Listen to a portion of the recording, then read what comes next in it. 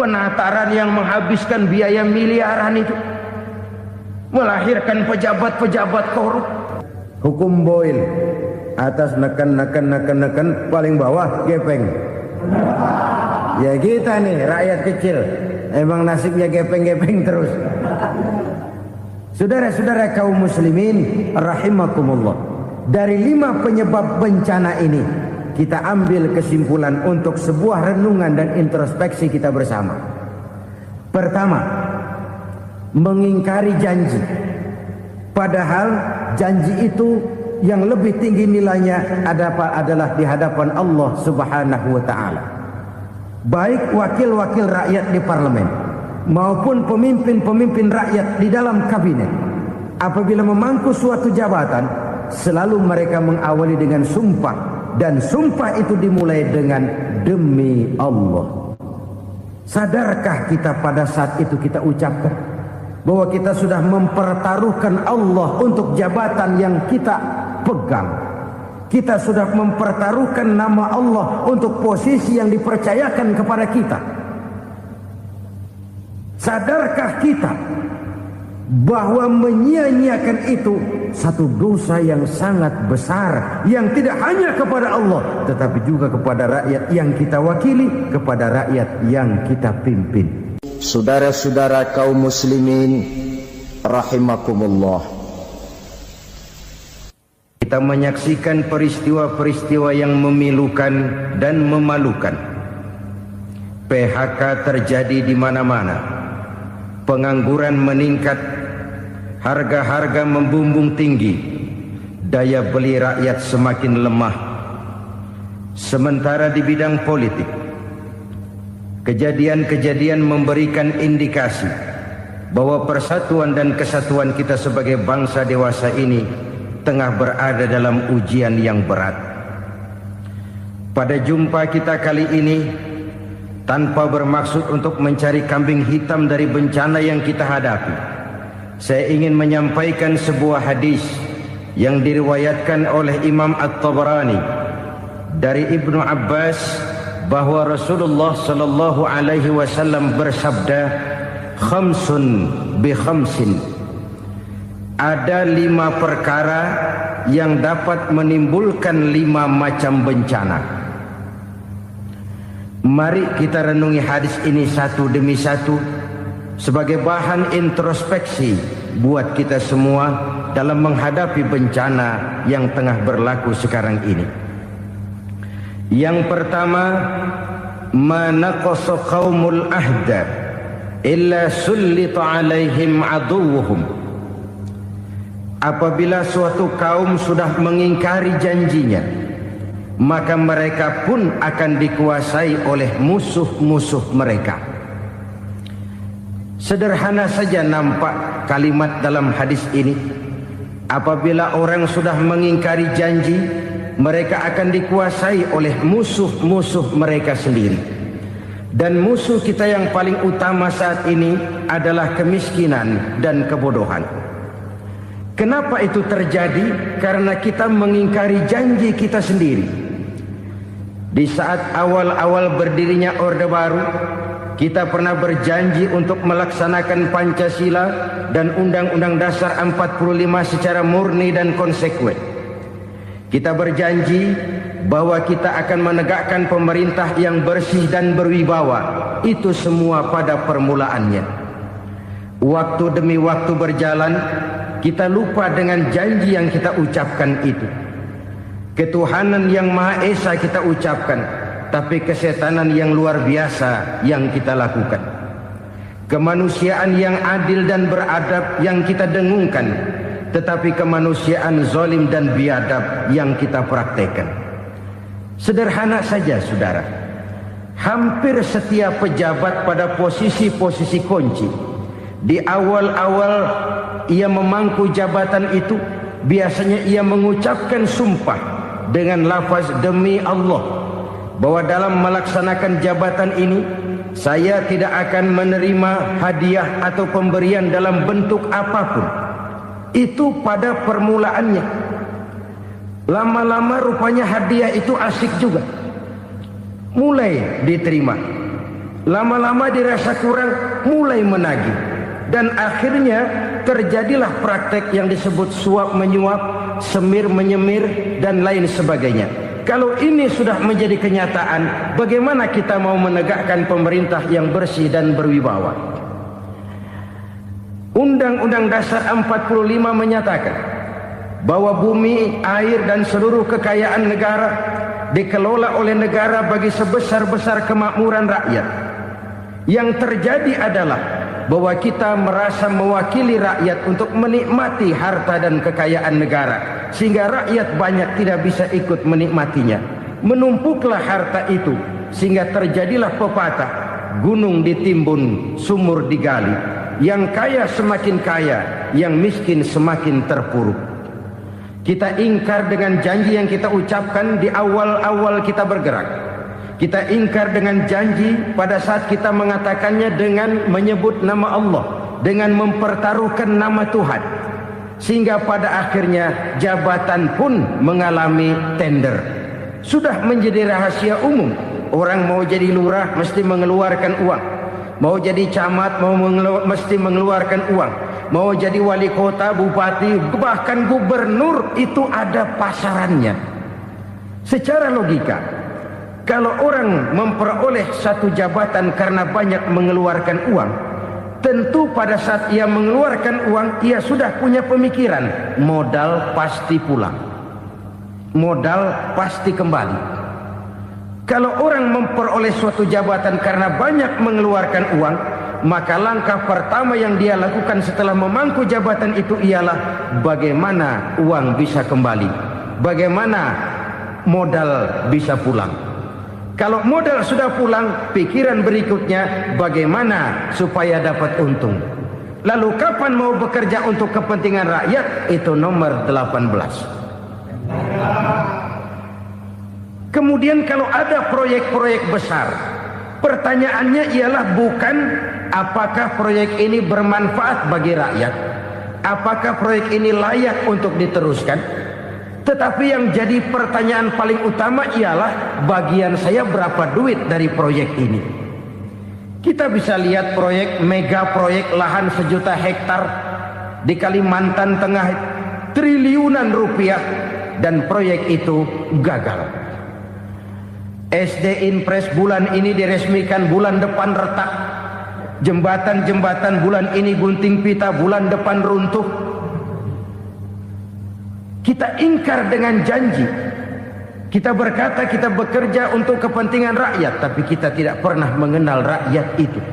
Apabila suatu kaum sudah mulai mengingkari janji, maka mereka akan dikuasai oleh musuh-musuh mereka. Akibatnya tersusunlah barisan-barisan sakit hati yang makin lama makin menjadi bola salju, menggelinding membesar, dan kemudian terjadilah hal-hal yang tidak kita inginkan lagi. Apabila suatu kaum sudah mengingkari janji, maka mereka akan dikuasai oleh musuh-musuh mereka. Ini penyebab bencana yang pertama. Kita tidak konsekuen. Tadinya kita dengan lantang teriak-teriak berantas korupsi, ganyang korupsi. Pada waktu kita belum mendapat kesempatan. Setelah kita naik punya kesempatan, rupanya korupsi enak juga dirasa. Terjadi pergeseran nilai, orang luntur, kehilangan idealisme awal. Lalu untuk menghibur diri, menutup kesalahan, kita gunakanlah pepatah bahwa tidak ada gading yang tak retak, bahwa kita harus mikul dur mendem jero. Itu semua cuma sebagai dalih agar kesalahan kita tidak dibicarakan orang lain. Padahal kita sendiri yang mengingkari janji.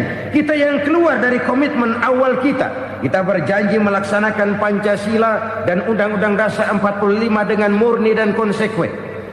Kita berjanji untuk menegakkan pemerintah yang bersih dan berwibawa. Namun dalam kenyataannya itu tidak kita laksanakan dengan sebagaimana mestinya. Kita bergeser, kita mengalami proses degradasi, peluncuran nilai, dan akhirnya terbentuklah barisan-barisan sakit hati yang semakin lama semakin membesar itu. Kita harus introspeksi.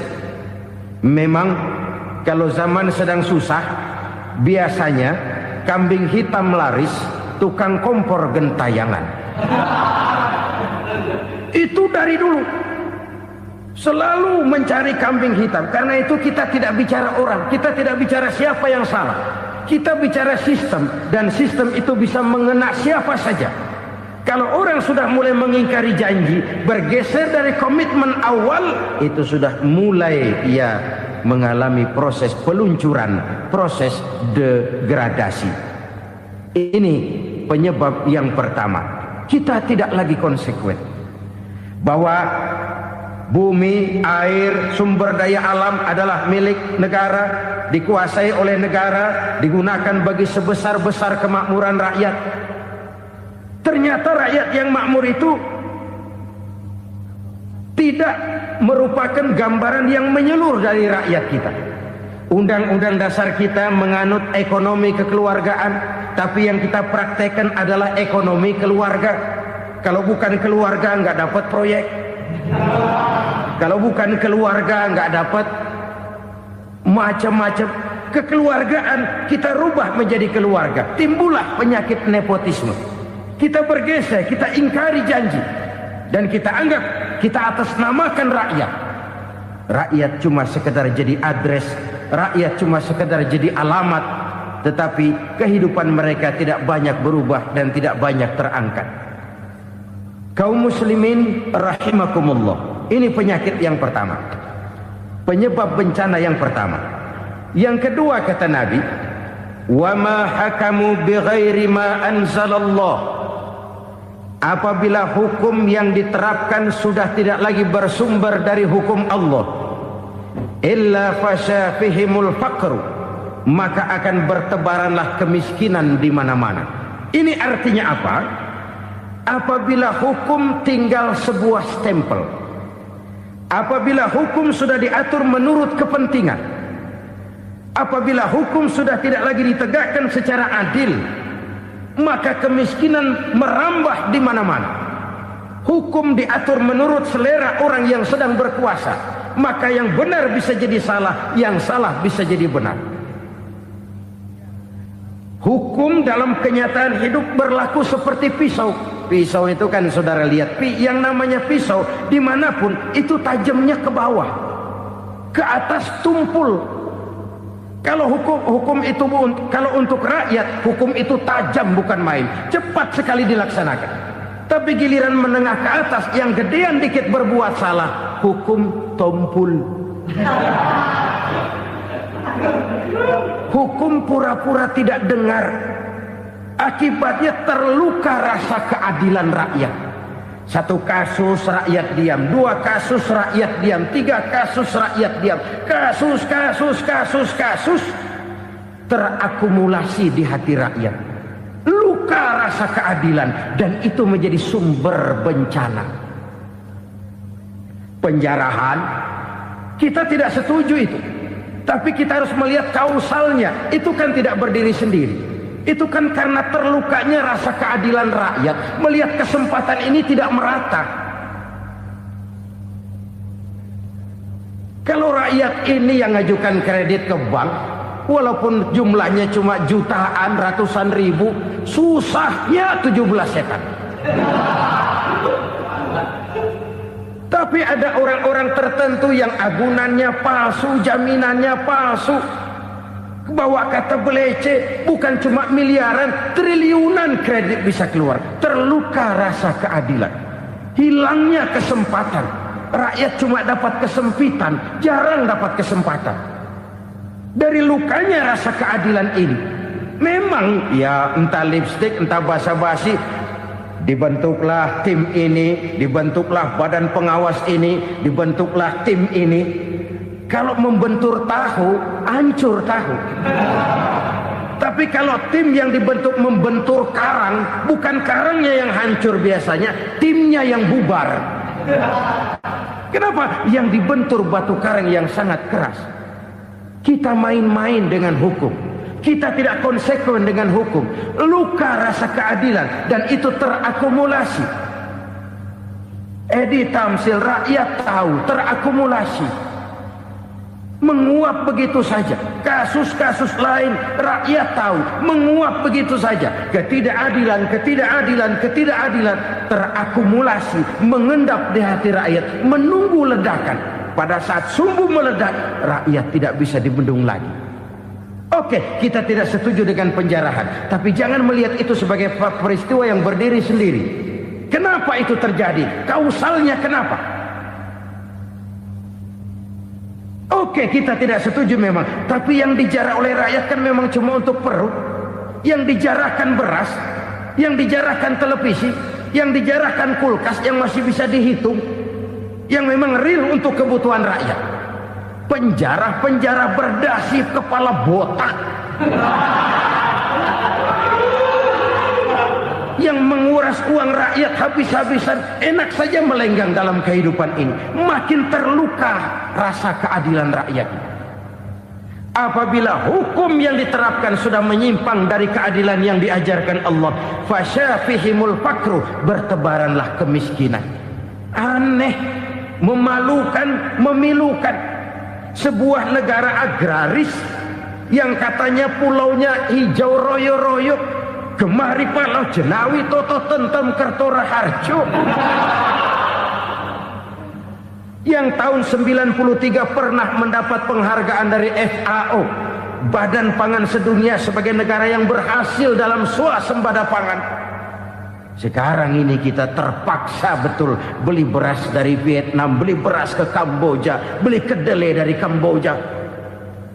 Kenapa? Lahan sawah kita habis ditanami pabrik. Teknologi kita, teknologi loncatan yang non-applied, tidak terpakai oleh kita. Lantas lahan yang tidak bisa kita tanami, kita paksakan lahan-lahan gambut menjadi tanah pertanian yang subur dengan biaya triliunan, dan kita gagal. Kita cari jarum dan kapak hilang. Kita mau jadi negara industri dengan loncatan teknologi yang maju, kita lupakan pola pijak kita sebagai negara agraris, dan akhirnya kita kecolongan. Lihatlah dewasa ini. Rakyat kita antri sembako di mana-mana. Di sebuah negara agraris. Ketidakadilan melahirkan kemiskinan. Kemiskinan moral dan kemiskinan material. Kemiskinan moral, rakyat nggak percaya lagi sama pejabat. Rakyat mengalami krisis figur. Orang alah lu ngomong dah sama ember.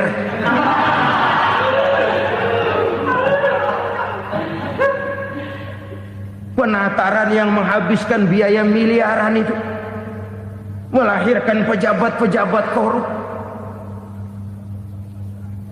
Pengawasan yang menghabiskan biaya miliaran itu ternyata impoten, mandul. Kemiskinan moral. Jujur saya berkata, saudara-saudara, setelah pintu reformasi dibuka, itu yang masuk memang macam-macam. Ada yang memang punya tujuan murni, konsekuen dan punya konsep. Ada yang nunggu di tikungan, begitu mobil lewat nyamber pintu, berangkat ikut reformasi. Ada yang memanfaatkan momentum, mumpung, untuk nyampein unek-unek, ngerti nggak, pokoknya ngomong. Sehingga keadaan semakin rancu, kebingungan semakin menjadi-jadi, masalah yang paling urgen tidak terselesaikan. Sekarang ini orang berpikir mendingan jadi pala ular daripada jadi buntut macan. Buntut macan memang hebat macan, tapi kalau buntutnya cuma ugel-ugel di belakang buat apa? Mendingan jadi pala ular, kecil juga nyaplok. Artinya ya biar kecil juga kalau punya partai kan gagah. Lalu rame-rame bikin partai kayak bikin arisan. Orang makin mengalami dislokasi. Semua mau jadi pahlawan, semua mau nomor satu, semua ngomong. Iya kalau bidangnya, kalau bukan makin rancu. Marilah lewat kesempatan ini saya mengajak kita untuk tahu diri. Biarkan politisi ngomong politik, biarkan ekonom menata ekonomi, biarkan praktisi bicara soal hukum, biarkan rakyat munajat, istighfar, mohon pertolongan Allah. Tahu diri kita. Kalau memang ayam, kukuruyuk aja dah. Kalau memang kucing, ayo ngeong. Kalau kambing, silahkan ngembe. Udah tahu ayam, ngeong bunyinya. Suaranya palas, orang nggak ngerti, bingung, makin menjadi-jadi. Ibarat kesebelasan sepak bola bangsa kita sekarang ini, rame-rame mau bikin gol, kiper ikut nyerang sekarang. Memilukan dan bahkan memalukan. Wa ma hakamu bighairi ma anzalallah illa fasha fihimul fakru. Kalau hukum yang diterapkan sudah menyimpang dari keadilan yang diajarkan Allah, bertebaranlah kemiskinan di mana-mana. Coba sekarang ini, yang punya duit bingung, apalagi yang kagak punya duit. Yang pengusaha gede ngeluh, apalagi yang pengusaha pas-pasan. Yang kagak punya beras, yang punya beras saja masih bingung, apalagi yang nggak punya beras. Ini sudah demikian merata. Dulu kita kagum mendengar konglomerat kelas buadah, kelas-kelas yang seakan-akan cuma ada dalam khayalan mereka, punya kekayaan miliaran dolar, triliunan. Sudahlah, seolah-olah nggak terjangkau sama kita. Weh, ternyata yang gede-gede itu juga gede utangnya. Dan rontok satu demi satu. Ternyata rakyat selama ini cuma dialamatkan, cuma dijadikan address. Rakyat yang tidak banyak ngerti persoalan ini harus menanggung hidup ini begini berat, harus menanggung beban hidup ini begini tinggi. Daya beli semakin lemah, semakin terpuruk dan terpuruk, sedang keadaan belum juga banyak berubah. Yang hutang sama luar negeri itu kan bukan rakyat kecil, Ciano. Yang banyak nyimpen dolar juga kan Ciano. Rakyat kecil bocah kampung mah jangankan nyimpen dolar, ngelihat juga tumben. Kemana kita mesti bercermin? Sekali lagi saya mengatakan, maaf, kita tidak bermaksud mencari kambing hitam. Karena itu kita tidak bicara orang, kita bicara sistem, kita bicara keadaan. Beginilah yang dikatakan Nabi, penyebab timbulnya bencana, hukum yang ditegakkan tidak lagi berorientasi kepada keadilan, tapi berorientasi kepada kepentingan. Akhirnya bentuk hukum seperti pisau, tajam ke bawah, tumpul ke atas. Hukum cuma buat rakyat kecil, tetapi kelompok menengah ke atas kadang-kadang kebal dari perlakuan hukum. Maka bertebaranlah kemiskinan. Iya, kemiskinan moral berupa lukanya rasa keadilan. Kalau rasa keadilan terluka, orang kan nunggu kesempatan, saudara. Iya, dia nggak bisa ngomong, iya dia nggak sanggup action, iya dia nggak bisa tunjuk rasa, tapi hatinya kan, kapan ada kesempatan, kapan ada waktu, tunggu. Hatinya mesti begitu. Sehingga begitu ada kesempatan, terjadilah hal-hal yang tidak terhindarkan. Dan itu ekses, bukan reformasi.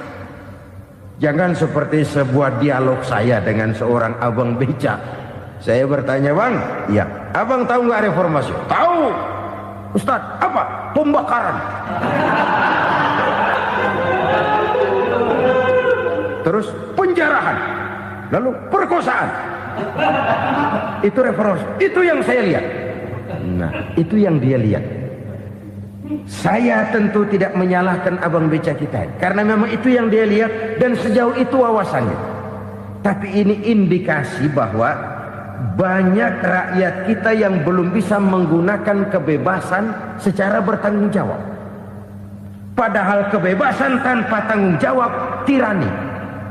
Sebuah contoh gampang-gampangan. Saya beli radio, saya setel di kamar saya, lalu saya bilang, ini radio gue. Yang beli gue, pakai duit gue setel di kamar gue, sekeras-kerasnya, gak ada urusan sama orang lain. Itu kata saya. Tetapi tetangga saya sebelah rumah kan boleh juga ngomong begitu. Kata tetangga saya, ini mata gue, yang ngantuk gue tidur di kamar gue. Kenapa suara radio lu nyampe kemari? Artinya apa ini? Kebebasan saya nyetel radio dibatasi oleh kebebasan tetangga saya yang mau tidur. Tidak ada kebebasan mutlak. Kebebasan mutlak tanpa tanggung jawab kembali akan melahirkan tirani, kembali akan melahirkan pemaksaan kehendak. Dan itu lagi-lagi bukan demokrasi. Saudara-saudara kaum muslimin rahimakumullah. Ini penyakit yang kedua, lukanya rasa keadilan, terutama di kalangan rakyat kecil. Itu mengendap menjadi akumulasi dan menunggu giliran kapan bisa dimuntahkan. Dengan kata lain, rakyatnya udah banyak banget makan yang perutnya jadi enak, nyelam. Kapan nunggu muntahnya? Udah begini banyak akumulasi yang mereka pendam di perut ini, sehingga ketika terjadi kesempatan itu sudah tidak terkendalikan lagi. Kita out of control. Saya tidak mentolerir sikap-sikap kekerasan. Bahkan saya lebih cenderung bahwa kalau di rumah kita banyak tikusnya saja racuni, jangan rumah dibakar. Bahwa ada korupsi, iya. Ada kolusi, memang. Ada nepotisme, tentu. Tetapi tikusnya saja racuni. Jangan rumah dibakar. Masa mau ngusir tikus bakar rumah? Tikusnya lari, tikusnya selamat, rumahnya ewes-ewes.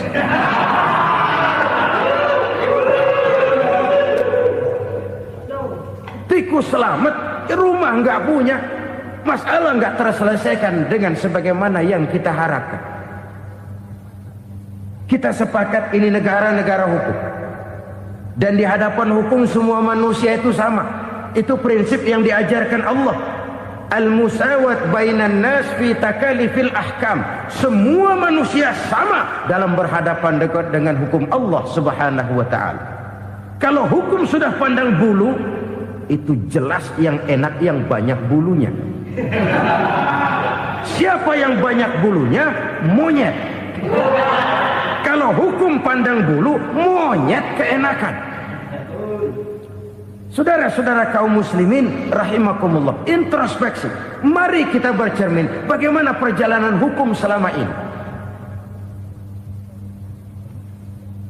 Kalau introspeksi ini kita temukan, lalu ada upaya untuk memperbaiki diri. Jangan menggunakan tak ada gading yang tak retak, mikul duwur mendem jero untuk menutup-nutupi kesalahan orang. Padahal kesalahan itu sedemikian besar. Padahal rakyat kita tiap hari antri sembako. Ada yang sehari sekali makan, ada yang makan sudah bercampur tiwul, ada yang nasi sudah dicampur pisang, balik jadi orok lagi. Macam-macam upaya rakyat untuk menangsal perut ini. Lalu rakyat ditenang-tenangkan, lebih baik puasa Senin Kemis sambil menghadapi krisis ekonomi. Kenapa rakyat yang disuruh puasa? Kenapa bukan pejabatnya yang puasa lebih dulu untuk kemakmuran rakyat? Kalau rakyat yang memang perutnya udah gepeng disuruh puasa, makin krempeng perutnya. Artinya pejabat harus punya sense of politik.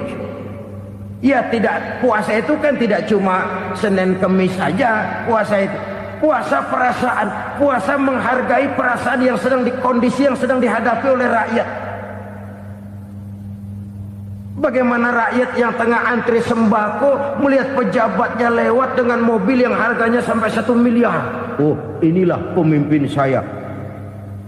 Luka lagi rasa keadilannya. Kita tidak tenggang rasa. Puasa dalam artian itu pun akan menolong menegakkan semangat kebersamaan, membentuk semangat kebersamaan. Saudara-saudara kaum muslimin rahimakumullah, penyebab bencana yang ketiga dikatakan oleh baginda Nabi, wala zaharat fihimul fahishatu illa fasha fihimul maut. Apabila kekejian telah merajalela, maka maut bertebaran di mana-mana. Kita renungi butir kalimat dalam hadis ini. Apabila kekejian telah merajalela, maut bertebaran di mana-mana. Begitu murah arti sebuah kehidupan.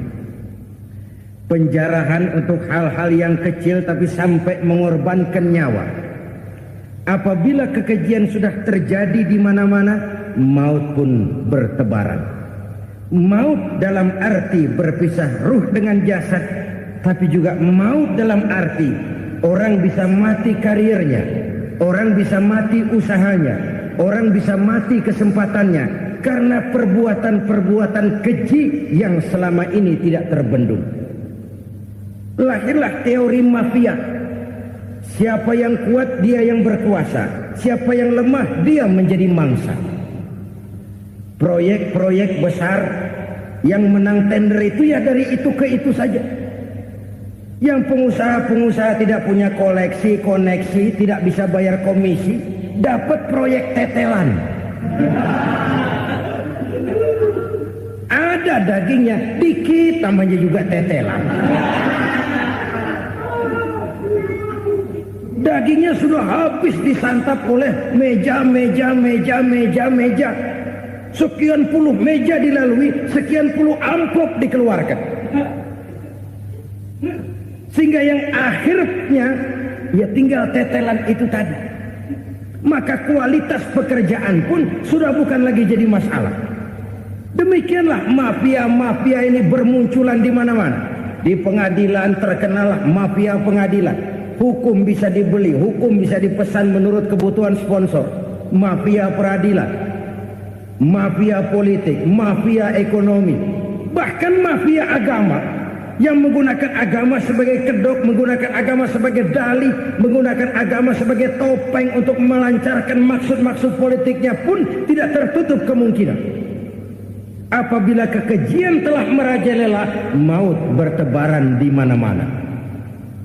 Korupsi, kolusi, nepotisme itu bagian dari kekejian. Kita selama ini kalau mendengar maksiat, itu yang terbayang cuma judi, mabuk, zina. Iya itu maksiat. Tapi korupsi, kolusi, nepotisme itu juga maksiat dalam bentuk lain. Kalau ini sudah bertebaran, maka maut terjadi di mana-mana. Jangan bayangkan cuma mati orangnya, itu sih kewajiban. Yang menyakitkan itu orangnya masih hidup tapi dibikin mati. Karirnya mati. Kenapa? Karena yang diperlukan bukan cuma orang pinter tapi orang taat. Biar pinter, kalau nggak taat minggir. Biar bodoh, kalau taat bisa nyenangin atasan, bisa nyemur. Kumaha juragan wae ayeuna mah. Itu yang kadang-kadang dapat penghargaan. Tidak ada prestasi kerja kecuali bikin senang orang di atas. Kita lihat di desa-desa jalan rusak. Kalau ada berita pejabat anak mau turun, jalan rata sekali.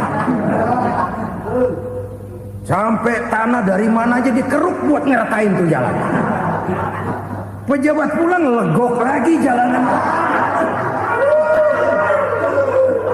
Katanya kita kerja buat rakyat, nyatanya kita cuma melayani atasnya. Kenapa? Terjadi lingkaran setan. Seperti kata lagu Dul Sumbang itu.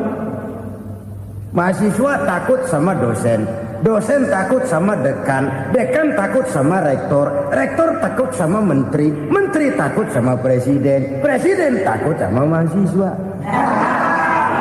Lah muter balik lagi. Lingkaran setan. Lingkaran setan.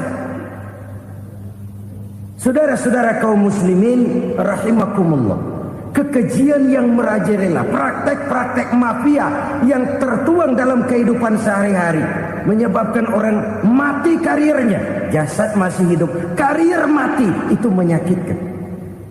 Mati bisnisnya. Rakyat kecil pernah senang ketika cengkeh booming, harganya bagus, rakyat banyak yang pergi haji. Lalu mau ditata, lahir tata niaga cengkeh, malah amburadul. Harga cengkeh jatuh, petani cengkeh kecil menjerit. Siapa yang untung? Segelintir orang. Masihkah kita pakai atas nama rakyat untuk kepentingan nasional? Padahal yang nyanyi cuma segelintir orang. Masihkah kita mau bohongi rakyat ini dengan mobil nasional tapi bikinan Korea? Masihkah kita mau bermain verbalisme, bermain kata? Ini sebuah masa lalu yang tidak perlu terulang lagi untuk masa-masa yang akan datang. Kekejian merajalela, orang mati karir. Bisa mati usaha, mati bisnis. Usahanya maju, dirangkul, hancur. Usahanya maju, dipukul, hancur, tenggelam. Bahkan yang memilukan dan memalukan badan-badan usaha milik negara itu dikebiri sedemikian rupa sehingga tidak menghasilkan hal-hal yang bermanfaat buat negara. Saudara-saudara kaum muslimin rahimakumullah, kalau nafsu yang sudah mengatur itu semua, maka kekejian pun merajalela. Orang sudah pakai teori mafia, yang kuat dia yang menang, yang kuat dia yang berkuasa, yang lemah silakan minggir di sudut-sudut kehidupan. Kalau kekejian seperti ini merajalela, maut bertebaran di mana-mana. Banyak orang mati karirnya, banyak orang mati usahanya, banyak orang mati imajinasinya. Sekarang ini dalam dunia seni, yang banyak karyawan seni, bukan seniman. Seniman itu kan dilahirkan. Lain seniman, lain karyawan seni. Sekarang yang banyak karyawan seni, bukan seniman. Mati karir, mati imajinasi, mati improvisasi. Sehingga kehidupan persis sinetron. Sinetron itu yang kita lihat rumah mewah, yang kita lihat rumah bagus. Gak pernah kita lihat di sinetron kita ini rakyat antri sembako.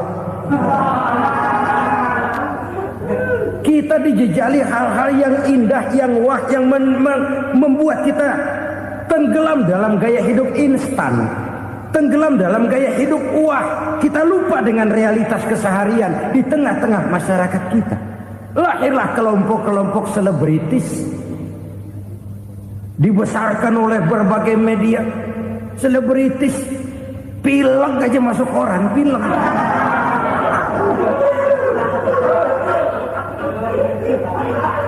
Rakyat yang pingsan antri beras nggak masuk koran.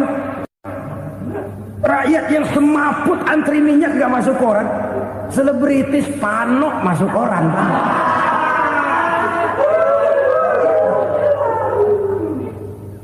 Kita besarkan hal-hal kecil, kita kecilkan hal-hal besar.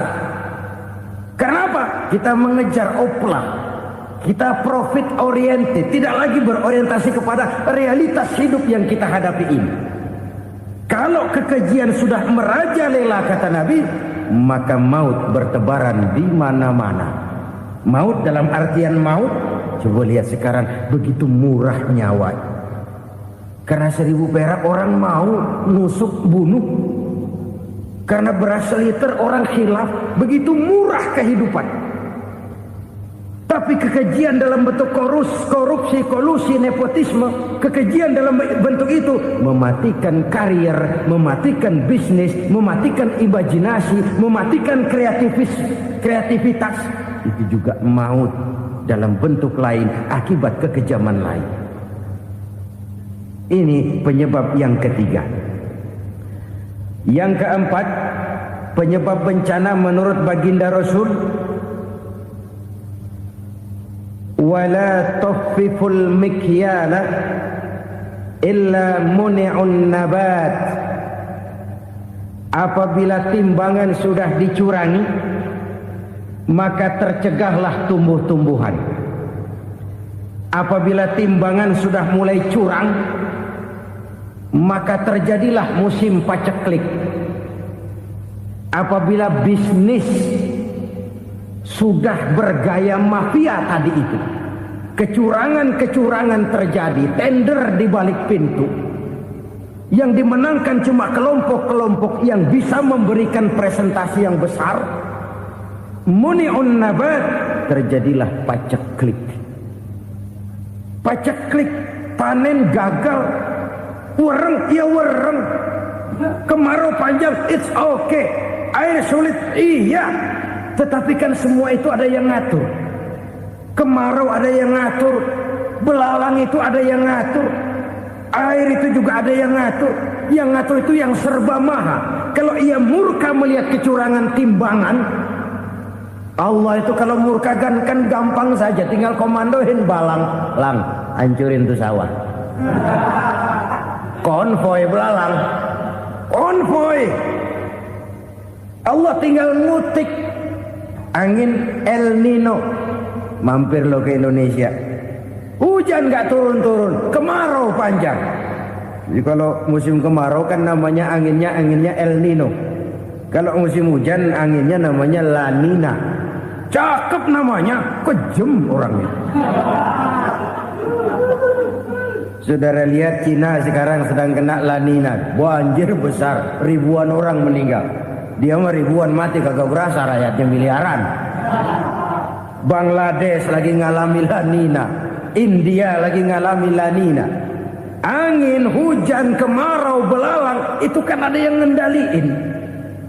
Kuncinya bukan di belalangnya, kuncinya bukan di peredaran matahari berputar, kuncinya di atas yang mengatur semua itu. Kalau timbangan sudah mulai curang, pengusaha sudah nggak mau jujur, apa nggak bikin perut jadi mual? Begitu rakyat antri sembako pingsan nggak dapat beras, sementara beras ditumpuk-tumpuk sampai membusuk. Kemana hati nuraninya? Kemana akal pikirannya? Kemana mereka yang berbuat atas nama rakyat tapi melihat rakyat susah tidak tergerak hatinya? Apabila timbangan sudah mulai dicurangi, bisnis sudah mulai melenceng, maka terjadilah paceklik. Sebuah negara yang berhasil dalam swasembada pangan, lalu sekarang menjadi negara yang rakyatnya antri untuk memperoleh kebutuhan pangan. Saudara-saudara kaum muslimin rahimakumullah, ini intinya adalah kecurangan. Kalau kecurangan sudah terjadi di mana-mana, dan ini milik siapa saja, bukan soal tempat, bukan soal jabatan, soal manusianya, SDM-nya. Kecurangan tidak cuma terjadi di kantor, di masjid bisa terjadi kecurangan. Korupsi tidak hanya bisa terjadi di kantor, di madrasah bisa ada korupsi. Faktor manusianya, ini soal SDM. Kecurangan yang besar, tentu besar lagi kerugiannya. Kecurangan yang kecil, kecurangan sehari-hari, pedagang-pedagang kecil ngurangi timbangan, barang yang buruk dikatakan baik, yang baik dikatakan buruk, itu merugikan perorangan. Kecurangan yang besar merugikan bangsa dalam bentuk total, dalam bentuk seutuhnya. Nah, kecurangan-kecurangan seperti ini rakyat kan lihat, rakyat kan tahu, dan itu kembali terakumulasi di sini, pegel. Dan jangan lupa, rakyat yang nggak ngomong itu, rakyat yang nggak bersuara itu, batinnya menjerit, jeritannya menggoncang aras, dan itu didengar Allah. Yadullah fauqal jamaah, kata Nabi, tangan Tuhan di atas orang banyak. Jeritan hati rakyat menggoncang aras. Rakyat yang terlalu banyak dizolimi, rakyat yang terlalu banyak dirugikan, Ya rakyat yang terlalu banyak di atas namakan, menjerit batinnya, menggoncang aras, dan Allah bisa menggerakkan apa saja untuk membuat satu situasi. Allah bisa menggerakkan apa saja untuk membuat satu situasi. Saudara-saudara kaum muslimin rahimakumullah, ini faktor yang ketiga, timbulnya kecurangan. Faktor yang keempat maksud saya. Yang kelima, penyebab timbulnya bencana menurut baginda Nabi, wala muni'uz zakat wala muni'uz zakat illa hubbisa anhumul qatr.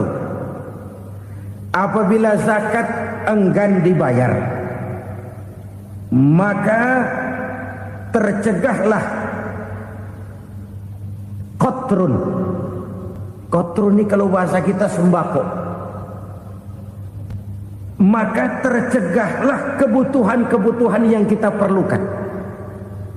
Ini, kita tidak meragukan bahwa yang kita tuju adalah masyarakat yang adil dalam kemakmuran dan makmur dalam keadilan.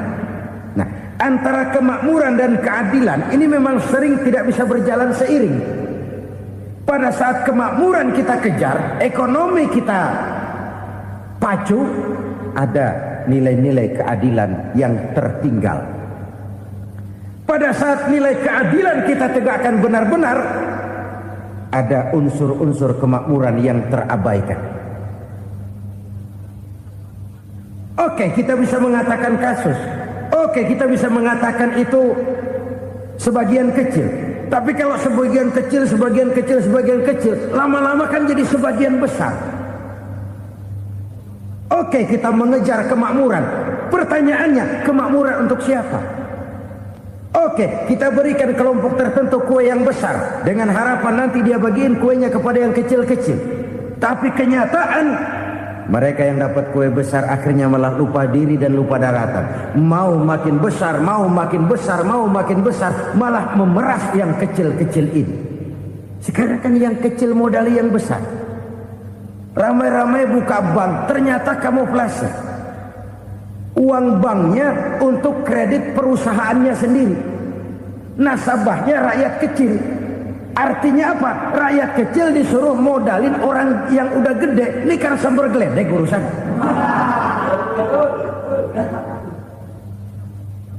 Ini kan permainan apa lagi? Rakyat kecil suruh modali yang gede. Nasabahnya rakyat kecil, kumpulkan uangnya di bank, kucurkan kredit kepada perusahaannya sendiri. Bukankah itu rakyat kecil suruh modali yang gede? Sudah begitu kejamkah kita untuk meraih keuntungan dengan mengorbankan orang kecil ini? Sudah tidak bicarakan lagi kah nurani kita melihat penderitaan orang yang semakin susah ini? Kalau zakat enggan dibayar, padahal zakat 2,5% saja, 2,5% saja. Kalau itu pun enggan, kalau zakat saja enggan, bagaimana pula yang namanya sedekah, bagaimana pula yang namanya infak, bagaimana pula yang namanya santunan, bantuan. Kadang-kadang lipstick nyumbang si nyumbang, cuman nyolongnya lebih gede. Ini namanya sumbangan lipstick. Buat lipstick itu kan buat ngumpetin bibir pucat. Itu fungsi utama lipstick. Buat ngumpetin korupsinya, nyumbang kegiatan-kegiatan sosial, tapi yang dia korup lebih gede dari yang dia sumbangin. Lipstick kamuflase, nepu kata anak sekarang.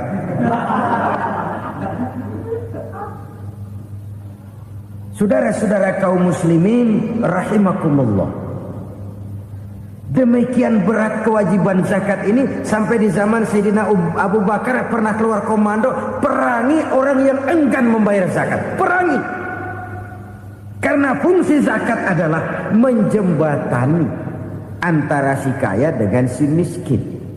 Bahwa ada kemiskinan itu Qur'ani. Allah menyatakan, aku melebihkan rezeki sebagian kamu dari yang lain. Ini kan kesenjangan. Allah melebihkan rezeki sebagian kamu dari yang lain. Ada itu. Tetapi itu berjalan secara nature.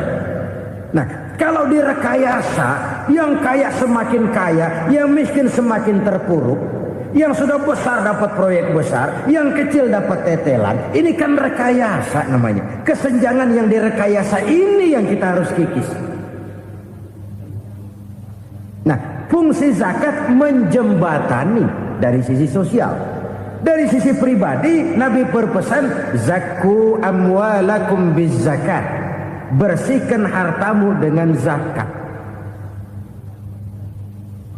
Sekarang ada istilah nyuci uang. Uang hasil korupsi itu bisa dicuci, dijadikan uang bersih. Bukan pakai rinso, bukan.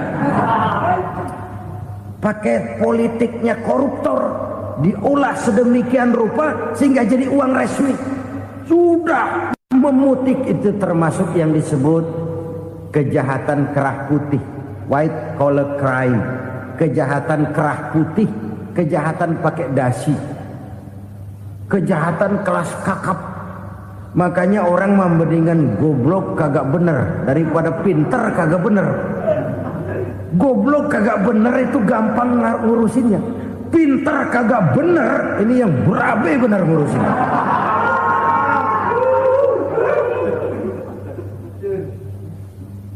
Kita bukan cuma perlu orang pinter kok di zaman sekarang. Kita perlu orang-orang benar, yang punya komitmen, yang sesuai kata dan perbuatan, yang bisa merasakan apa yang dirasakan oleh rakyat, yang punya sense of politik yang tinggi, yang peka, yang penuh keterbukaan, yang punya wawasan dan pandangan jauh ke depan. Dari sisi pribadi, zakat itu membersihkan harta kita. Ya, dia tercampur dengan yang subuhat, dia bahkan mungkin tercampur dengan sedikit-sedikit yang haram. Itu zakku amwalakum biz zakat. Bersihkan hartamu dengan zakat itu. Pada sisi sosial ia menjembatani, pada sisi pribadi ia membersihkan harta kita. Karena itu kalau kita minta berdoa, minta rezeki, syarat rezeki itu halalan thayyiban wasi'an. Nggak pernah kurang dari 3 itu. Halal, bagus, banyak. Halal, bagus, tapi sedikit, susah ngaturnya. Halal, banyak, tapi kurang bagus. Buat apaan? Bagus, banyak, tapi haram. Enggak ada artinya. Sebab kata Imamul Ghazali, kalau kau terlalu suka memakan makanan yang haram, dikunyah masuk ke dalam perut besar, digiling oleh perut besar, menghasilkan energi, menggerakkan sel-sel pembuluh saraf, kau juga akan cenderung berpikir yang haram. Kalau sudah cenderung berpikir yang haram, perbuatan pun akan mengarah kepada perbuatan-perbuatan yang haram. Dulu waktu kelompok Jimbaran 200 konglomerat Indonesia kumpul, dihimbau supaya sekian persen kasih pengusaha-pengusaha lemah. Itu kan cuma sekedar belas kasihan, tidak banyak menolong keadaan. Dan bukan itu yang diperlukan pengusaha-pengusaha kecil. Yang diperlukan adalah berikan kami kesempatan seperti mereka dapat kesempatan. Berikan kami peluang seperti mereka juga dikasih peluang. Kalau cuma dikasih 100 juta, 200 juta hari ini, usaha kami nggak ada prospeknya, peluang kagak ada, kan sama juga bohong. Diceburin ke kali, disuruh berenang, tangan diikat, mendingan mampusin ketahuan. Ayo berenang, berlomba, tangan diikat, kaki diikat. Sama saja nyuruh mati. Jadi jangan kasih ikannya, kasih kailnya. Yang diperlukan pengusaha kecil menengah ke bawah itu bukan cuma sekedar belas kasih dari konglomerat-konglomerat besar. Berikan kami peluang seperti mereka juga dapat peluang. Berikan kami kesempatan seperti mereka dapat kesempatan. Berikan kami kredit dengan kemudahan seperti mereka juga kalau minta kredit begitu mudahnya. Menciptakan peluang dan kesempatan, pemerataan, bukan menciptakan manusia Indonesia dengan standar ekonomi yang sama. semua rumahnya harus sama, semua punya mobil. Itu sih kebersamaan bebek. Bebek, coba lihat bebek, satu ngalor semua, satu ngidul semua. Kebersamaan bukan itu. Kebersamaan adalah menciptakan peluang. Kalau yang kaya bisa semakin kaya, kenapa yang miskin tidak bisa ikut naik jadi sedikit kaya? Kalau pengusaha yang sudah kuat bisa bertambah menjadi kuat dengan proyek mega proyek, kenapa yang menengah tidak bisa ikut menjadi kuat? Dan kenapa kekejian itu merajalela? Kita dengar lewat berita-berita PLN tekor, PLN hutang. Kenapa? Dia beli listrik dari swasta yang belinya lebih mahal daripada penjualannya. Artinya dia beli itu listrik dari perusahaan listrik swasta, dia jual kepada rakyat lagi. Harga jualnya lebih murah daripada dia beli kepada swasta. Kenapa? Ada tekanan lagi tuh. Biasa siklus lagi. Hukum Boyle. Atas neken, paling bawah gepeng. Ya kita nih rakyat kecil, emang nasibnya gepeng terus. Saudara-saudara kaum muslimin rahimakumullah, dari 5 penyebab bencana ini kita ambil kesimpulan untuk sebuah renungan dan introspeksi kita bersama. Pertama, mengingkari janji, padahal janji itu yang lebih tinggi nilainya adalah di hadapan Allah Subhanahu wa ta'ala. Baik wakil-wakil rakyat di parlemen maupun pemimpin-pemimpin rakyat di dalam kabinet, apabila memangku suatu jabatan, selalu mereka mengawali dengan sumpah, dan sumpah itu dimulai dengan demi Allah. Sadarkah kita pada saat itu kita ucapkan bahwa kita sudah mempertaruhkan Allah untuk jabatan yang kita pegang? Kita sudah mempertaruhkan nama Allah untuk posisi yang dipercayakan kepada kita.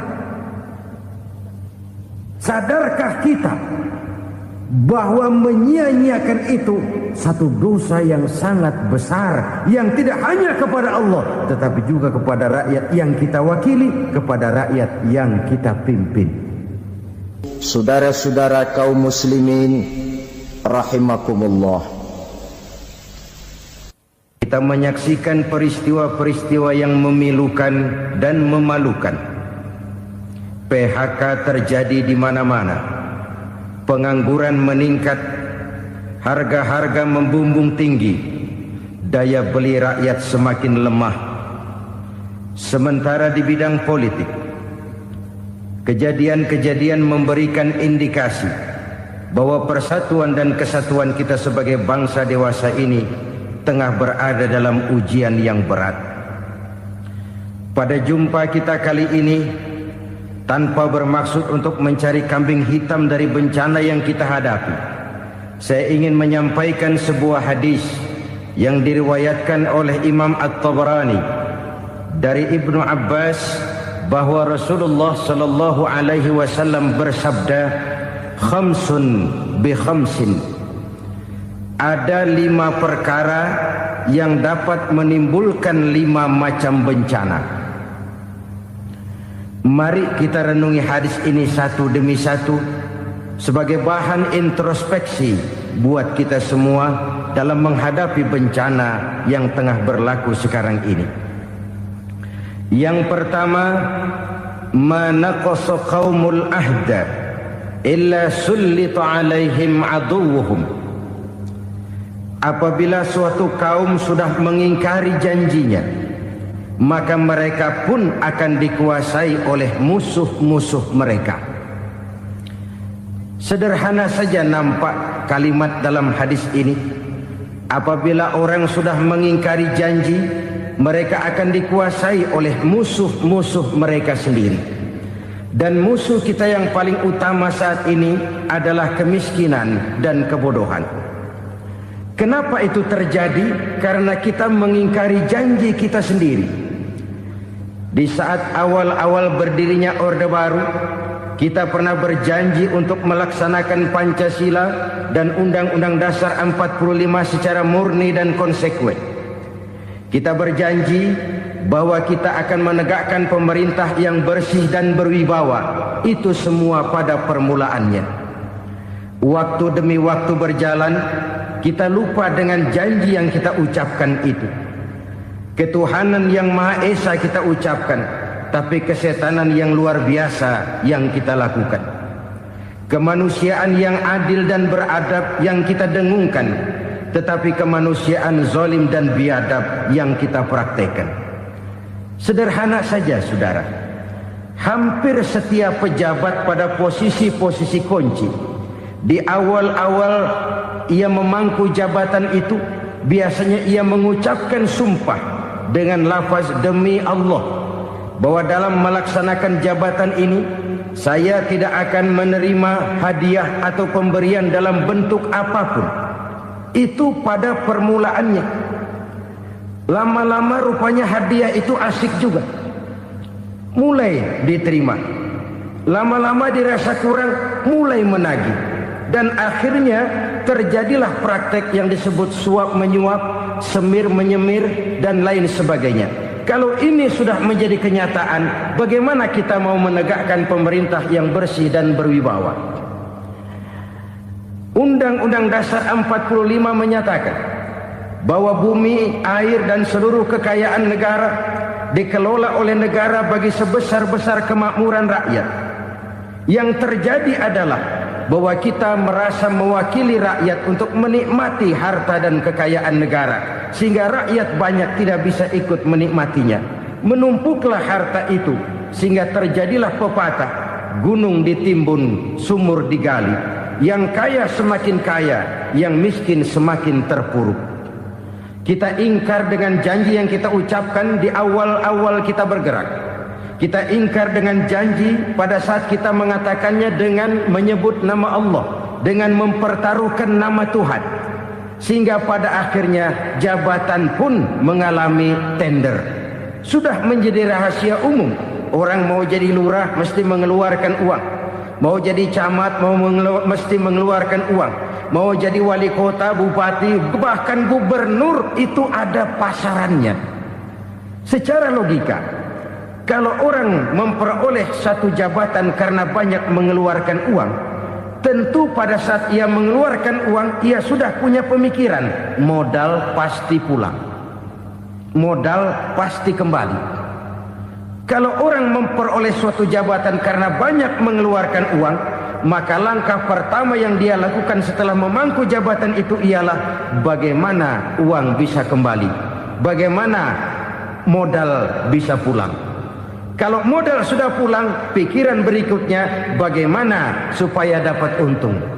Lalu kapan mau bekerja untuk kepentingan rakyat? Itu nomor 18.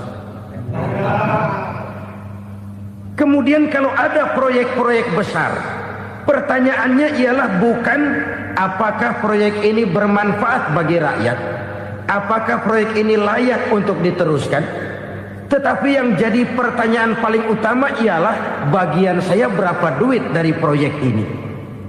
Kita bisa lihat proyek, mega proyek lahan 1 juta hektar di Kalimantan Tengah, triliunan rupiah, dan proyek itu gagal. SD Impres bulan ini diresmikan, bulan depan retak. Jembatan-jembatan bulan ini gunting pita, bulan depan runtuh. Kita ingkar dengan janji. Kita berkata kita bekerja untuk kepentingan rakyat, tapi kita tidak pernah mengenal rakyat itu. Apabila suatu kaum sudah mulai mengingkari janji, maka mereka akan dikuasai oleh musuh-musuh mereka. Akibatnya tersusunlah barisan-barisan sakit hati yang makin lama makin menjadi bola salju, menggelinding membesar, dan kemudian terjadilah hal-hal yang tidak kita inginkan lagi. Apabila suatu kaum sudah mengingkari janji, maka mereka akan dikuasai oleh musuh-musuh mereka. Ini penyebab bencana yang pertama. Kita tidak konsekuen. Tadinya kita dengan lantang teriak-teriak berantas korupsi, ganyang korupsi. Pada waktu kita belum mendapat kesempatan. Setelah kita naik punya kesempatan, rupanya korupsi enak juga dirasa. Terjadi pergeseran nilai, orang luntur, kehilangan idealisme awal. Lalu untuk menghibur diri, menutup kesalahan, kita gunakanlah pepatah bahwa tidak ada gading yang tak retak, bahwa kita harus mikul dur mendem jeruk. Itu semua cuma sebagai dalih agar kesalahan kita tidak dibicarakan orang lain. Padahal kita sendiri yang mengingkari janji. Kita yang keluar dari komitmen awal kita. Kita berjanji melaksanakan Pancasila dan Undang-Undang Dasar 45 dengan murni dan konsekuen. Kita berjanji untuk menegakkan pemerintah yang bersih dan berwibawa. Namun dalam kenyataannya itu tidak kita laksanakan dengan sebagaimana mestinya. Kita bergeser, kita mengalami proses degradasi, peluncuran nilai, dan akhirnya terbentuklah barisan-barisan sakit hati yang semakin lama semakin membesar itu. Kita harus introspeksi. Memang kalau zaman sedang susah, biasanya kambing hitam laris, tukang kompor gentayangan. Itu dari dulu selalu mencari kambing hitam. Karena itu kita tidak bicara orang, kita tidak bicara siapa yang salah, kita bicara sistem. Dan sistem itu bisa mengena siapa saja. Kalau orang sudah mulai mengingkari janji, bergeser dari komitmen awal, itu sudah mulai ia mengalami proses peluncuran, proses degradasi. Ini penyebab yang pertama. Kita tidak lagi konsekuen bahwa bumi, air, sumber daya alam adalah milik negara, dikuasai oleh negara, digunakan bagi sebesar-besar kemakmuran rakyat. Ternyata rakyat yang makmur itu tidak merupakan gambaran yang menyeluruh dari rakyat kita. Undang-undang dasar kita menganut ekonomi kekeluargaan, tapi yang kita praktekkan adalah ekonomi keluarga. Kalau bukan keluarga nggak dapat proyek. Kalau bukan keluarga nggak dapat macam-macam. Kekeluargaan kita rubah menjadi keluarga. Timbullah penyakit nepotisme. Kita bergeser, kita ingkari janji, dan kita anggap kita atasnamakan rakyat. Rakyat cuma sekedar jadi address, rakyat cuma sekedar jadi alamat, tetapi kehidupan mereka tidak banyak berubah dan tidak banyak terangkat. Kaum muslimin rahimakumullah, ini penyakit yang pertama, penyebab bencana yang pertama. Yang kedua kata Nabi, wa ma hakamu bighairi ma anzalallah. Apabila hukum yang diterapkan sudah tidak lagi bersumber dari hukum Allah, illa fasha fihimul faqru, maka akan bertebaranlah kemiskinan di mana-mana. Ini artinya apa? Apabila hukum tinggal sebuah stempel, apabila hukum sudah diatur menurut kepentingan, apabila hukum sudah tidak lagi ditegakkan secara adil, maka kemiskinan merambah di mana-mana. Hukum diatur menurut selera orang yang sedang berkuasa, maka yang benar bisa jadi salah, yang salah bisa jadi benar. Hukum dalam kenyataan hidup berlaku seperti pisau. Pisau itu kan saudara lihat, yang namanya pisau dimanapun itu tajamnya ke bawah, ke atas tumpul. Kalau hukum itu, kalau untuk rakyat, hukum itu tajam bukan main, cepat sekali dilaksanakan. Tapi giliran menengah ke atas, yang gedean dikit berbuat salah, hukum tumpul.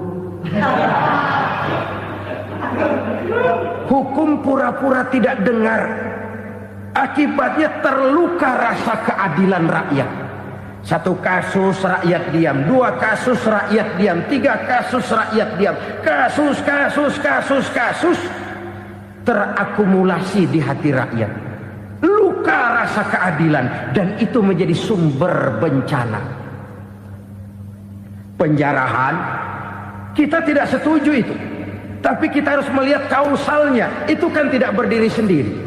Itu kan karena terlukanya rasa keadilan rakyat, melihat kesempatan ini tidak merata. Kalau rakyat ini yang ngajukan kredit ke bank, Walaupun jumlahnya cuma jutaan, ratusan ribu, susahnya 17 setan. Tapi ada orang-orang tertentu yang agunannya palsu, jaminannya palsu, bawa kata belece, bukan cuma miliaran, triliunan kredit bisa keluar. Terluka rasa keadilan, hilangnya kesempatan.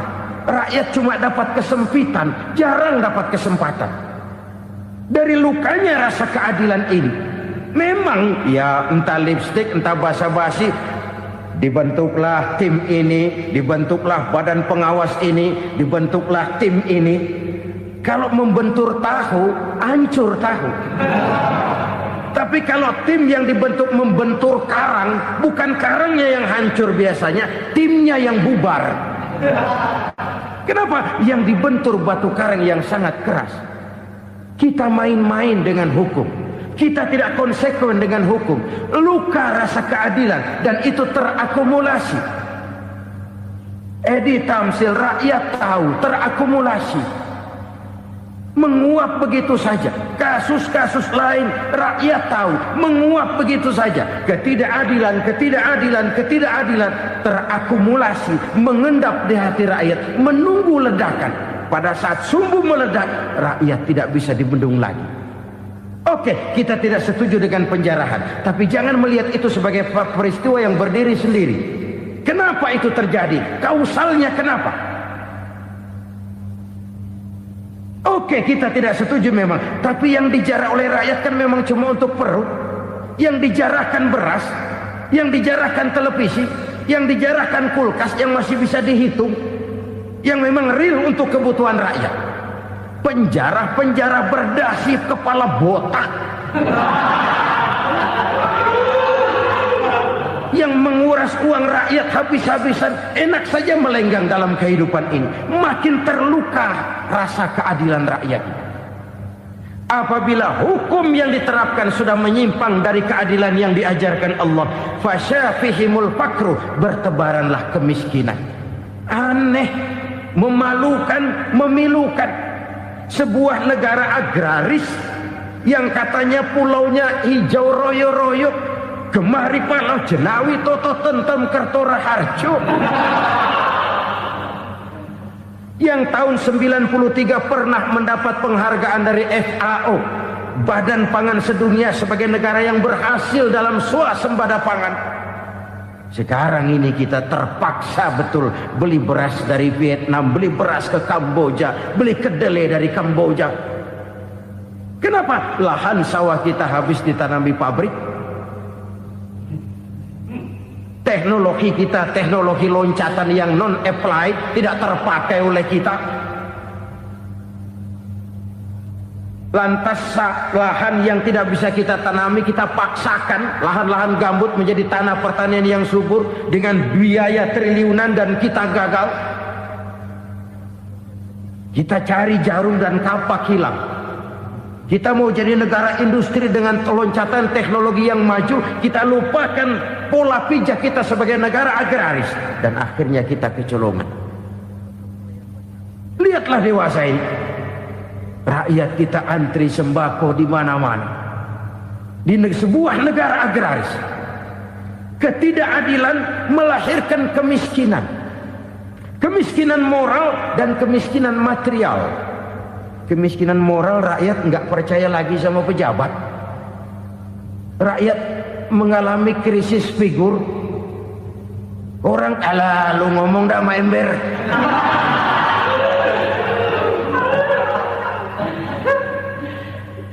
Penataran yang menghabiskan biaya miliaran itu melahirkan pejabat-pejabat korup. Pengawasan yang menghabiskan biaya miliaran itu ternyata impoten, mandul. Kemiskinan moral. Jujur saya berkata, saudara-saudara, setelah pintu reformasi dibuka, itu yang masuk memang macam-macam. Ada yang memang punya tujuan murni, konsekuen, dan punya konsep. Ada yang nunggu di tikungan, begitu mobil lewat nyamber pintu, berangkat ikut reformasi. Ada. Ada yang memanfaatkan momentum mumpung untuk nyampein unek-unek, ngerti nggak, pokoknya ngomong. Sehingga keadaan semakin rancu, kebingungan semakin menjadi-jadi, masalah yang paling urgen tidak terselesaikan. Sekarang ini orang berpikir mendingan jadi pala ular daripada jadi buntut macan. Buntut macan memang hebat macan, tapi kalau buntutnya cuma ugel-ugel di belakang buat apa? Mendingan jadi pala ular, kecil juga nyaplok. Artinya ya biar kecil juga kalau punya partai kan gagah. Lalu rame-rame bikin partai kayak bikin arisan. Orang makin mengalami dislokasi. Semua mau jadi pahlawan, semua mau nomor satu, semua ngomong. Iya kalau bidangnya, kalau bukan makin rancu. Marilah lewat kesempatan ini saya mengajak kita untuk tahu diri. Biarkan politisi ngomong politik, biarkan ekonom menata ekonomi, biarkan praktisi bicara soal hukum, biarkan rakyat munajat, istighfar, mohon pertolongan Allah. Tahu diri kita. Kalau memang ayam, kukuruyuk aja dah. Kalau memang kucing, ayo ngeong. Kalau kambing, silahkan ngembe. Udah tahu ayam, ngeong bunyinya. Suaranya palas, orang nggak ngerti, bingung, makin menjadi-jadi. Ibarat kesebelasan sepak bola bangsa kita sekarang ini, rame-rame mau bikin gol, kiper ikut nyerang sekarang. Memilukan dan bahkan memalukan.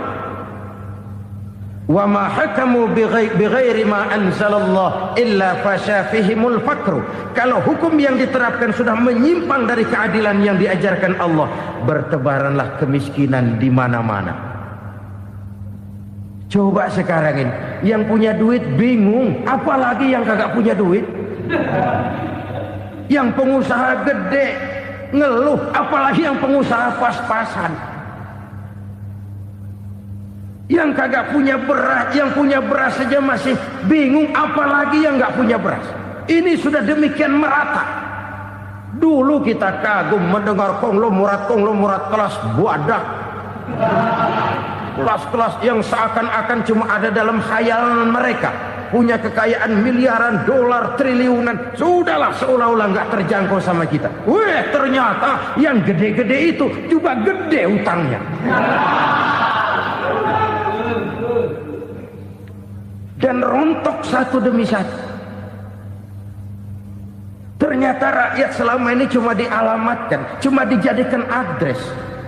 Rakyat yang tidak banyak ngerti persoalan ini harus menanggung hidup ini begini berat, harus menanggung beban hidup ini begini tinggi.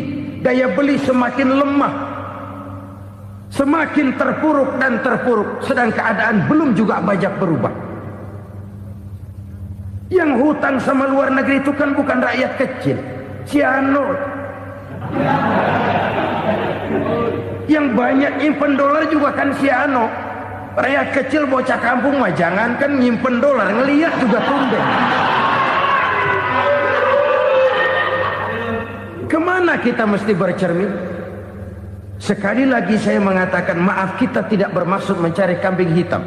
Karena itu kita tidak bicara orang, kita bicara sistem, kita bicara keadaan. Beginilah yang dikatakan Nabi, penyebab timbulnya bencana, hukum yang ditegakkan tidak lagi berorientasi kepada keadilan, tapi berorientasi kepada kepentingan. Akhirnya bentuk hukum seperti pisau, tajam ke bawah, tumpul ke atas. Hukum cuma buat rakyat kecil, tetapi kelompok menengah ke atas kadang-kadang kebal dari perlakuan hukum. Maka bertebaranlah kemiskinan. Iya, kemiskinan moral berupa lukanya rasa keadilan. Kalau rasa keadilan terluka, orang kan nunggu kesempatan, saudara. Iya, dia nggak bisa ngomong. Iya, dia nggak sanggup action. Iya, dia nggak bisa tunjuk rasa. Tapi hatinya kan, kapan ada kesempatan? Kapan ada waktu? Tunggu. Hati mesti begitu. Sehingga begitu ada kesempatan, terjadilah hal-hal yang tidak terhindarkan. Dan itu ekses, bukan reformasi. Jangan seperti sebuah dialog saya dengan seorang abang beca. Saya bertanya, bang, iya, abang tahu nggak reformasi? Tahu. Ustaz, apa? Pembakaran. Terus penjarahan, lalu perkosaan. Itu reformasi. Itu yang saya lihat. Nah, itu yang dia lihat. Saya tentu tidak menyalahkan abang beca kita, karena memang itu yang dia lihat dan sejauh itu wawasannya. Tapi ini indikasi bahwa banyak rakyat kita yang belum bisa menggunakan kebebasan secara bertanggung jawab. Padahal kebebasan tanpa tanggung jawab tirani. Sebuah contoh gampang-gampangan. Saya beli radio, saya setel di kamar saya, lalu saya bilang, ini radio gue. Yang beli gue, pakai duit gue setel di kamar gue, sekeras-kerasnya, gak ada urusan sama orang lain. Itu kata saya. Tetapi tetangga saya sebelah rumah kan boleh juga ngomong begitu. Kata tetangga saya, ini mata gue, yang ngantuk gue tidur di kamar gue. Kenapa suara radio lu nyampe kemari? Artinya apa ini? Kebebasan saya nyetel radio dibatasi oleh kebebasan tetangga saya yang mau tidur. Tidak ada kebebasan mutlak. Kebebasan mutlak tanpa tanggung jawab kembali akan melahirkan tirani, kembali akan melahirkan pemaksaan kehendak. Dan itu lagi-lagi bukan demokrasi. Saudara-saudara kaum muslimin rahimakumullah. Ini penyakit yang kedua, lukanya rasa keadilan, terutama di kalangan rakyat kecil. Itu mengendap menjadi akumulasi dan menunggu giliran kapan bisa dimuntahkan. Dengan kata lain, rakyatnya udah banyak banget makan yang perutnya jadi enek, nyelam. Kapan nunggu muntahnya? Udah begini banyak akumulasi yang mereka pendam di perut ini, sehingga ketika terjadi kesempatan itu sudah tidak terkendalikan lagi. Kita out of control. Saya tidak mentolerir sikap-sikap kekerasan. Bahkan saya lebih cenderung bahwa kalau di rumah kita banyak tikusnya saja racuni, jangan rumah dibakar. Bahwa ada korupsi, iya. Ada kolusi, memang. Ada nepotisme, tentu. Tetapi tikusnya saja racuni. Jangan rumah dibakar. Masa mau ngusir tikus bakar rumah? Tikusnya lari, tikusnya selamat, rumahnya ewes-ewes.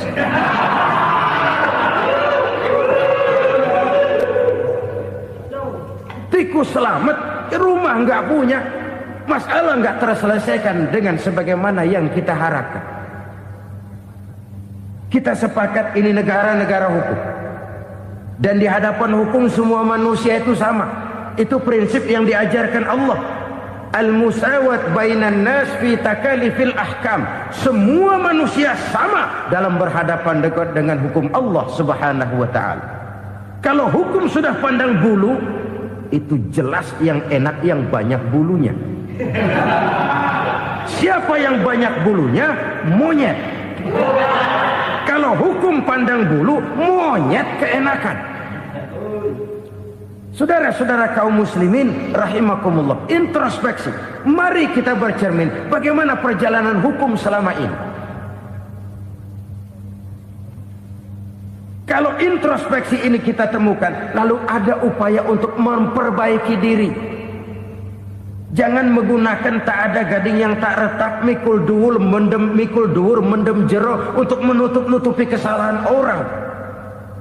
Padahal kesalahan itu sedemikian besar. Padahal rakyat kita tiap hari antri sembako. Ada yang sehari sekali makan, ada yang makan sudah bercampur tiwul, ada yang nasi sudah dicampur pisang, balik jadi orok lagi. macam-macam upaya rakyat untuk menangsal perut ini. Lalu rakyat ditenang-tenangkan, lebih baik puasa Senin Kemis sambil menghadapi krisis ekonomi. Kenapa rakyat yang disuruh puasa? Kenapa bukan pejabatnya yang puasa lebih dulu untuk kemakmuran rakyat? Kalau rakyat yang memang perutnya udah gepeng disuruh puasa, makin krempeng perutnya. Artinya pejabat harus punya sense of politics. Ya, tidak, puasa itu kan tidak cuma Senin Kemis saja. Puasa itu puasa perasaan, puasa menghargai perasaan yang sedang kondisi yang sedang dihadapi oleh rakyat. Bagaimana rakyat yang tengah antri sembako melihat pejabatnya lewat dengan mobil yang harganya sampai 1 miliar. Oh, inilah pemimpin saya. Luka lagi rasa keadilannya. Kita tidak tenggang rasa. Puasa dalam artian itu pun akan menolong menegakkan semangat kebersamaan, membentuk semangat kebersamaan. Saudara-saudara kaum muslimin rahimakumullah, penyebab bencana yang ketiga dikatakan oleh baginda Nabi, wala dhaharat fihimul fahishatu illa fasha fihimul maut. Apabila kekejian telah merajalela, maka maut bertebaran di mana-mana. Kita renungi butir kalimat dalam hadis ini. Apabila kekejian telah merajalela, maut bertebaran di mana-mana. Begitu murah arti sebuah kehidupan. Penjarahan untuk hal-hal yang kecil tapi sampai mengorbankan nyawa. Apabila kekejian sudah terjadi di mana-mana, maut pun bertebaran.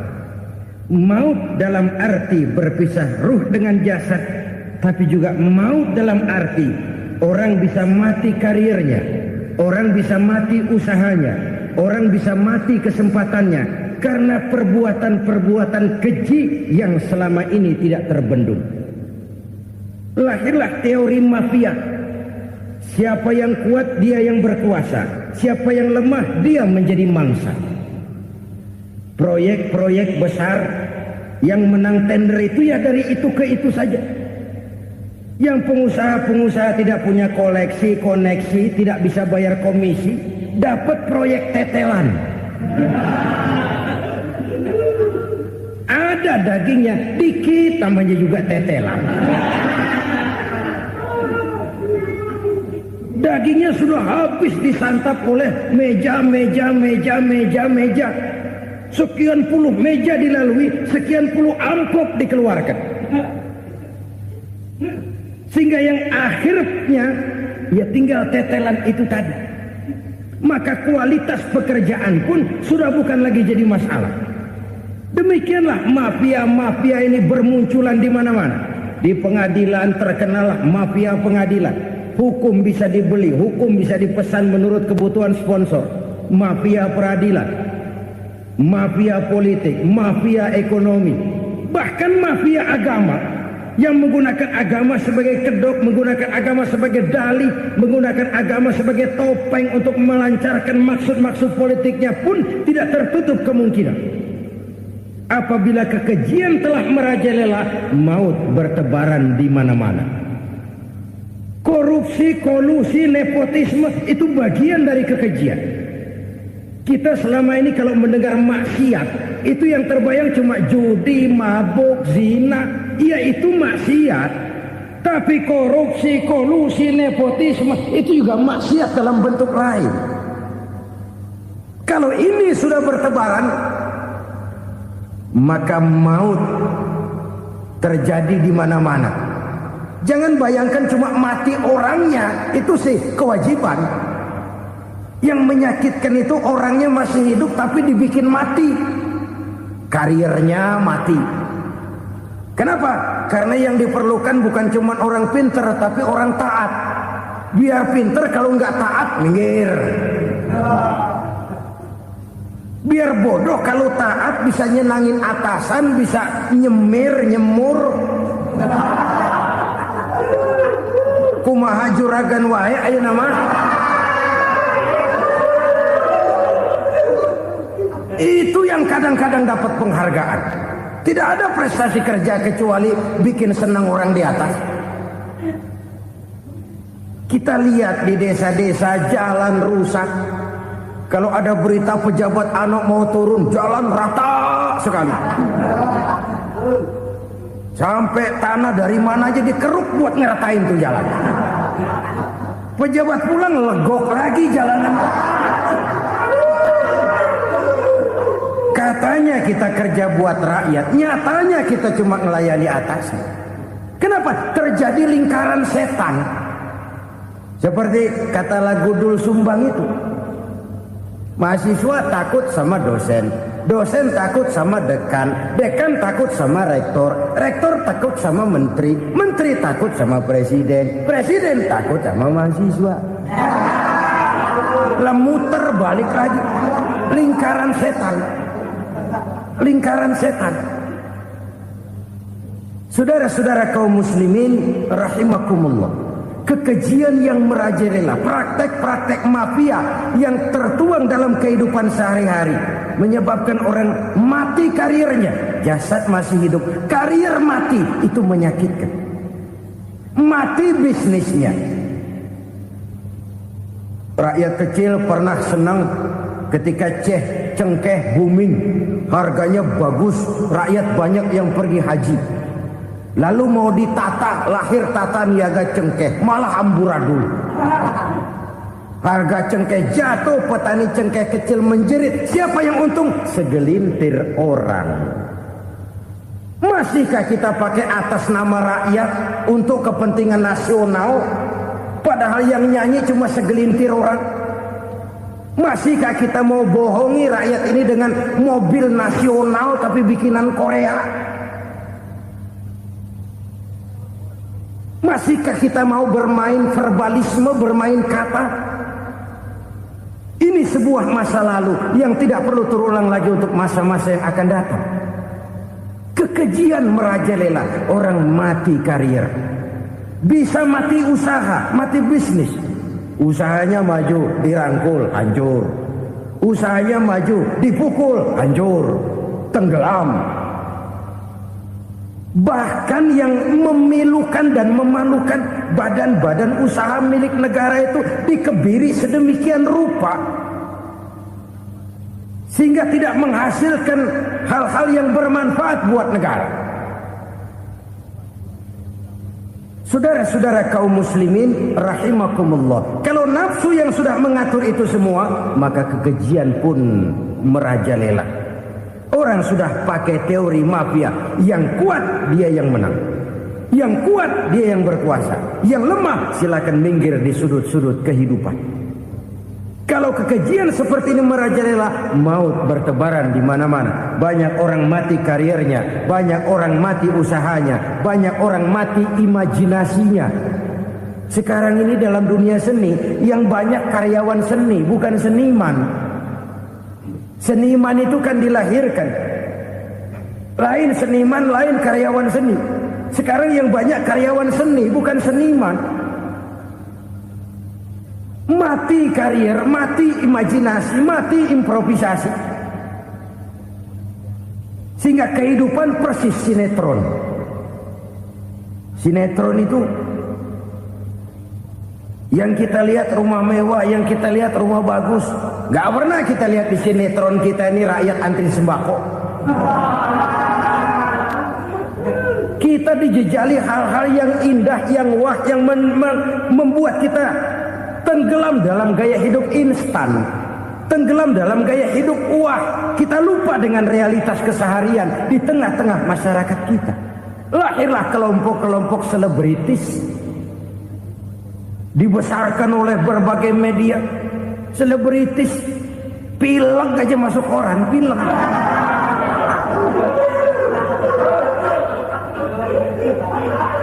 Rakyat yang pingsan antri beras nggak masuk koran. Rakyat yang semaput antri minyak nggak masuk koran. Selebritis panok masuk koran.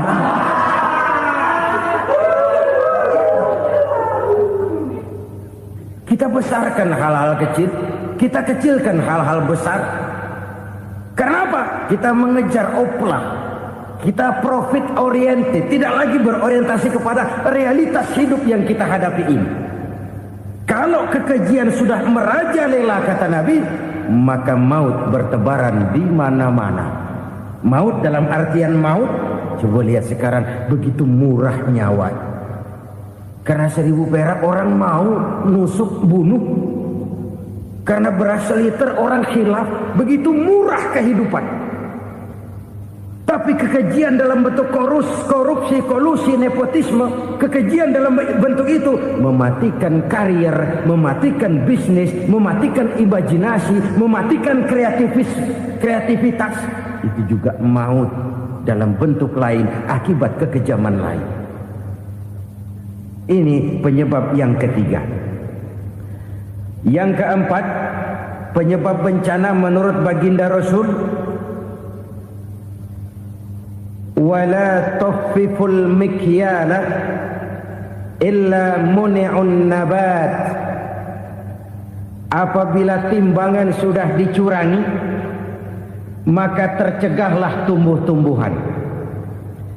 Apabila timbangan sudah mulai curang, maka terjadilah musim paceklik. Apabila bisnis sudah bergaya mafia tadi itu, kecurangan-kecurangan terjadi, tender di balik pintu, yang dimenangkan cuma kelompok-kelompok yang bisa memberikan presentasi yang besar, muni'un nabat, terjadilah paceklik. Paceklik, panen gagal, wereng ya wereng, kemarau panjang it's okay, air sulit iya, tetapi kan semua itu ada yang ngatur. Kemarau ada yang ngatur, belalang itu ada yang ngatur, air itu juga ada yang ngatur. Yang ngatur itu yang serba maha. Kalau ia murka melihat kecurangan timbangan, Allah itu kalau murka kan gampang saja, tinggal komandoin balang, lang, hancurin tuh sawah. Konvoy belalang, konvoy. Allah tinggal ngutik angin El Nino, mampir lo ke Indonesia. Hujan nggak turun-turun, kemarau panjang. Jadi kalau musim kemarau kan namanya anginnya El Nino. Kalau musim hujan anginnya namanya La Nina. Cakep namanya, kejem orangnya. Saudara lihat Cina sekarang sedang kena La Nina, banjir besar, ribuan orang meninggal. Dia mah ribuan mati kagak berasa, rakyatnya miliaran. Bangladesh lagi ngalami La Nina, India lagi ngalami La Nina. Angin, hujan, kemarau, belalang itu kan ada yang ngendaliin. Kuncinya bukan di belalangnya, kuncinya bukan di peredaran matahari berputar, kuncinya di atas yang mengatur semua itu. Kalau timbangan sudah mulai curang, pengusaha sudah nggak mau jujur, apa enggak bikin perut jadi mual. Begitu rakyat antri sembako pingsan nggak dapat beras, sementara beras ditumpuk-tumpuk sampai membusuk. Kemana hati nuraninya? Kemana akal pikirannya? Kemana mereka yang berbuat atas nama rakyat tapi melihat rakyat susah tidak tergerak hatinya? Apabila timbangan sudah mulai dicurangi, bisnis sudah mulai melenceng, maka terjadilah paceklik. Sebuah negara yang berhasil dalam swasembada pangan, lalu sekarang menjadi negara yang rakyatnya antri untuk memperoleh kebutuhan pangan. Saudara-saudara kaum muslimin rahimakumullah, ini intinya adalah kecurangan. Kalau kecurangan sudah terjadi di mana-mana, dan ini milik siapa saja, bukan soal tempat, bukan soal jabatan, soal manusianya, SDM-nya. Kecurangan tidak cuma terjadi di kantor, di masjid bisa terjadi kecurangan. Korupsi tidak hanya bisa terjadi di kantor, di madrasah bisa ada korupsi.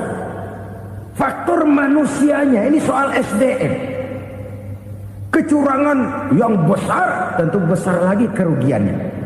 Kecurangan yang kecil, kecurangan sehari-hari. Pedagang-pedagang kecil ngurangi timbangan, barang yang buruk dikatakan baik, yang baik dikatakan buruk. Itu merugikan perorangan. Kecurangan yang besar merugikan bangsa dalam bentuk total, dalam bentuk seutuhnya. Nah, kecurangan-kecurangan seperti ini rakyat kan lihat, rakyat kan tahu, dan itu kembali terakumulasi di sini, pegel. Dan jangan lupa, rakyat yang nggak ngomong itu, rakyat yang nggak bersuara itu, batinnya menjerit, jeritannya menggoncang aras, dan itu di